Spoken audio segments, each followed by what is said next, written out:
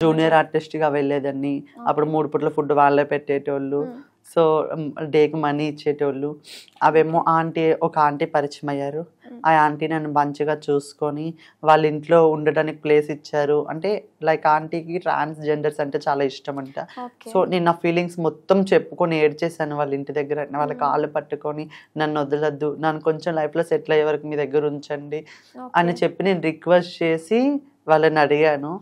అడిగిన తర్వాత ఆంటీ ఆళ్ళు సరే ఓకే. నువ్వంటే నాకు కూడా ఇష్టమని చెప్పి వాళ్ళు ఇంట్లో హ్మ్. పెట్టుకొని ఫుడ్ పెట్టడం, ఇచ్చేయడం చేశారు. సో, హ్మ్. తర్వాత నా లైఫ్‌ని అలా కంటిన్యూ చేస్తున్నా. నేను విలేజ్‌లో ఊర్లో వాళ్ళతోటి, పేరెంట్స్ తోటి నేను ఫోన్స్ మాట్లాడలేదు చాలా ఓకే. డేస్ వరకు. ఓకే. లిఫ్ట్ చేయలే, మాట్లాడలేదు. నాకెవరు వద్దని అనుకున్నా. హ్మ్.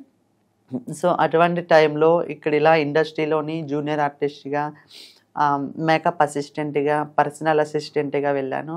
ఓకే. ఆర్టిస్ట్‌గా కూడా చేశానిప్పుడు. ఈ స్టేజ్‌లో హ్మ్. ఇప్పుడు నా 4 ఇయర్స్, 5 ఇయర్స్ జర్నీకి ఫైనల్లీ నేనిప్పుడు ఆర్టిస్ట్‌గా గుర్తింపు తెచ్చుకున్నా.